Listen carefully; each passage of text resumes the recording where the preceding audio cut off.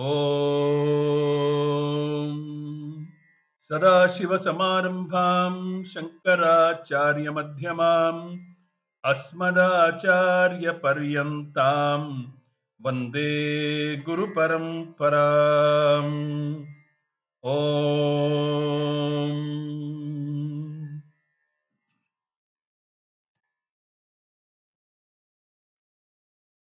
Namaste, all of you. Welcome back to our continuing study of Shrimad Bhagawad Geetha from the pages of Poojya Swamiji's, Poojya Swami Dayananda Saraswati's Geetha home study course. In these sessions, we are studying the important chapter of Daivasura Sampat Vibhaga Yoga, which is chapter 16 of Shrimad Bhagawad Geetha.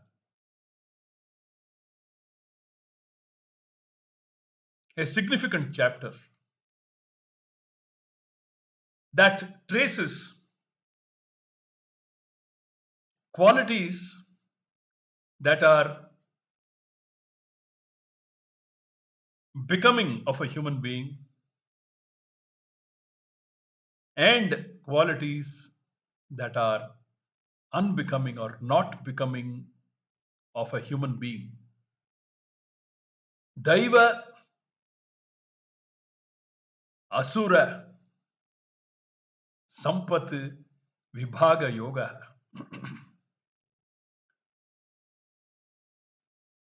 The wealth of Daivi Sampat and the wealth of Asuri Sampat. The wealth of a Deva and the wealth of an Asura. If it may be called the wealth of an Asura.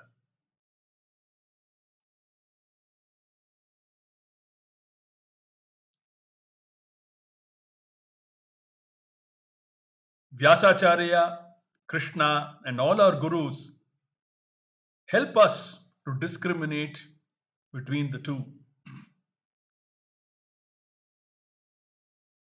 And after discriminating, they urge us, they guide us to choose properly the Daivi Sampats to the exclusion of Asuri Sampats. Why? Because, as Krishna said in shloka number 5, Daivi Sampat Vimokshaya Nibandhaya Suri Mata. Daivi Sampat Vimokshaya. Daivi Sampat paves the path to moksha.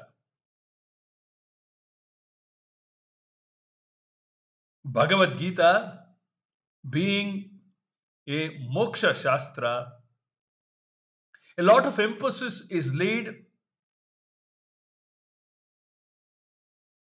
on those steps that will lead a serious spiritual aspirant to moksha. Be it at the karma yoga level or the upasana yoga level or at the level of values. At the karma yoga level, a student is encouraged to perform karmas nishkamataya, to dedicate one's duties, to dedicate the Pancha Mahayajnas to Ishvara, to cultivate an Ishvara Arpana buddhi.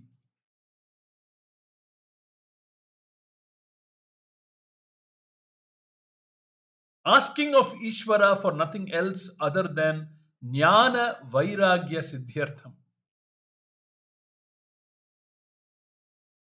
Nothing more, nothing less. That is at the Karma Yoga level itself. Similarly, at the Upasana Yoga level, whether one practices Ekarupa Ishvara Upasana or Vishwarupa Ishvara Upasana, the only desire that a spiritual seeker, a serious spiritual seeker must have is, O Ishvara, I submit my Upasana at your lotus feet. Please purify my mind, purify my antahkaranam, make it jnana worthy. As Swami Chinmayananda would say, hand over your minds to Ishvara. He will purify them and return them back to you. What a beautiful way of presenting Nishkama Upasana. This is at the Karma Yoga level and Upasana Yoga level. Both of them are to be practiced in an atmosphere of bhakti. Bhakti is the underlying atmosphere in both Karma Yoga and Upasana Yoga. Ishvara Arpana Buddhi and Prasada Buddhi. To recall Swami Paramarthananda's definition of Karma Yoga, he says, RIDE, he uses the acronym RIDE to explain, ingeniously explain Karma Yoga. R standing for reduction of adharmic activities or Nishiddha Karmani.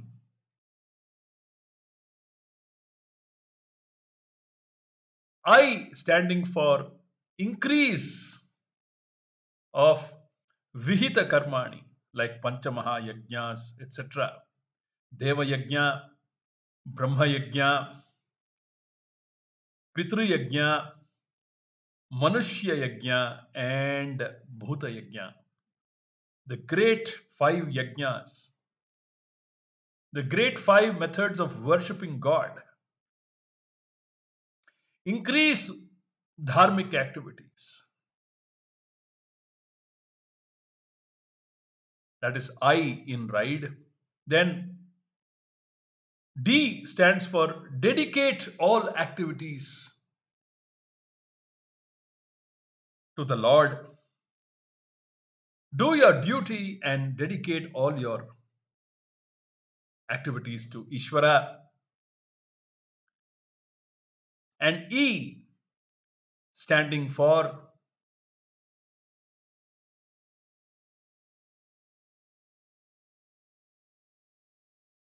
I don't remember what is the word that Swamiji uses, but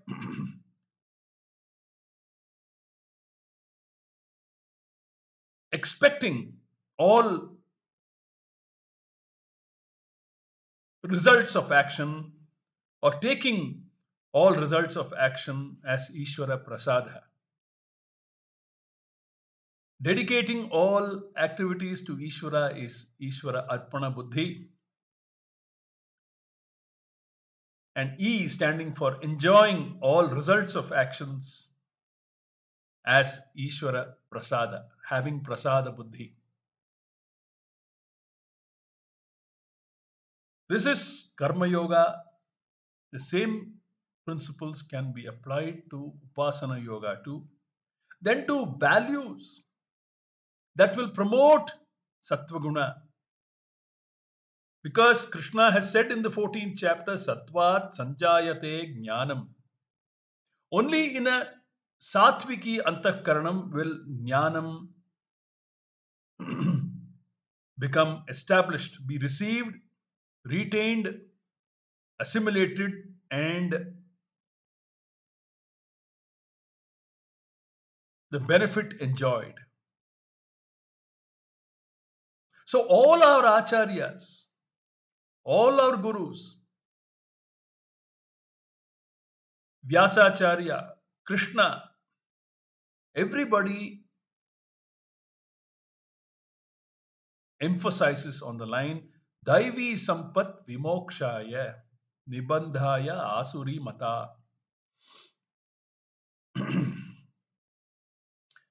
Having explained out the Daivi Sampats in the first three shlokas, and then briefly having mentioned the Asuri Sampats in the fourth shloka,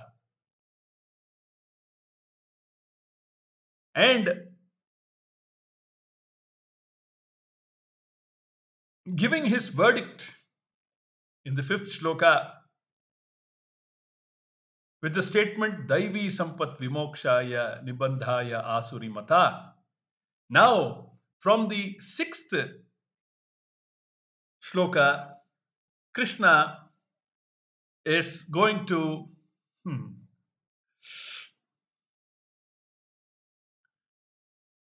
talk about two types of beings, the divine and the adharmic. Let us now enter shloka number 6 and hear from Krishna, from Poojya Swamiji, what is in store. Shloka number 6. Dvau bhuta sargau lokesmin Daiva asura evacha Daivo vistarashah proktah Asuram partha me shrunu.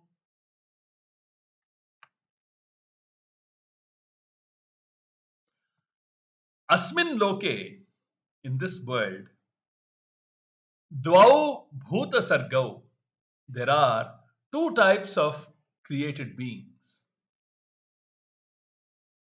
Daivaha, those that belong to the devas. Asuraha evacha, and those that belong to the asuras. Partha, O Partha, Arjuna, Daivaha, that belong to the devas. Vistarashaha, extensively, Proktaha was told by me.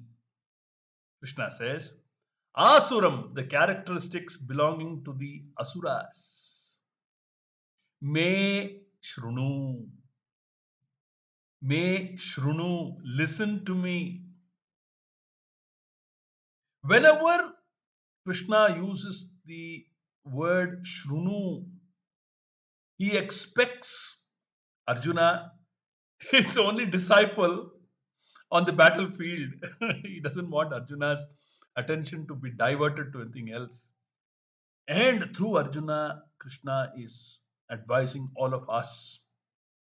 Me shrunu, listen attentively, carefully, receptively to what I'm going to say. In this world, there are two types of created beings, the divine and the adharmic. The divine have been extensively spoken of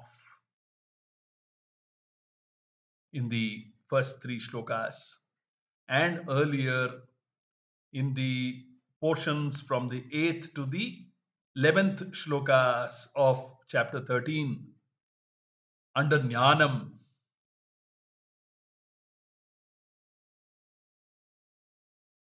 Listen to me, Partha, Arjuna, about the characteristics belonging to the asuras. Krishna says, listen. In many places in the Gita, Krishna enjoins Arjuna to listen. He uses the word Shrunu. Now, for the commentary on this shloka, in this world, the created beings referred to here, Shankara says, are human beings. Those who are subject to karma and look upon themselves as doers and enjoyers. In other words, the jivas, especially the human beings. Of these, there are two types: those endowed with divine virtues and those with the attributes belonging to the asuras. As Shankara presents it, some of them are born with these qualities because according to the Shruti, those who are born of Prajapati are twofold: the Devas and the Asuras. The Devas and the Asuras. Dvayaha Prajapatya Devas Devaha cha Asuras cha, as stated in 131 of the great Brihadaranyaka Upanishad. Brihadaranyaka Upanishad says this.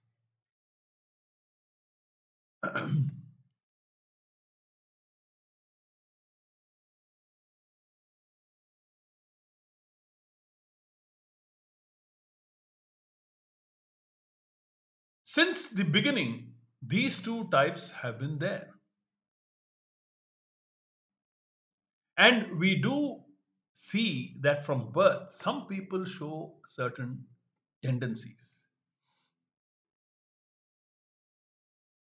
Of these two, the qualities of a Deva have been explained. Now, Krishna is going to give a detailed description of the characteristics of an Asura. And he says to Arjuna, listen to me. Me shrunu. Me shrunu. Listen carefully. Generally, when we draw someone's attention like this, it is to say something positive. It is to say something positive. Why should Krishna invite Arjuna to listen to this description of all the Asuri qualities? Why should Krishna invite Arjuna to listen to this description of all the Asuri qualities?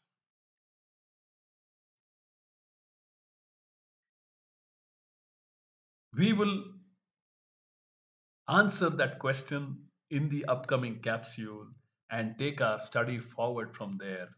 Hari Om.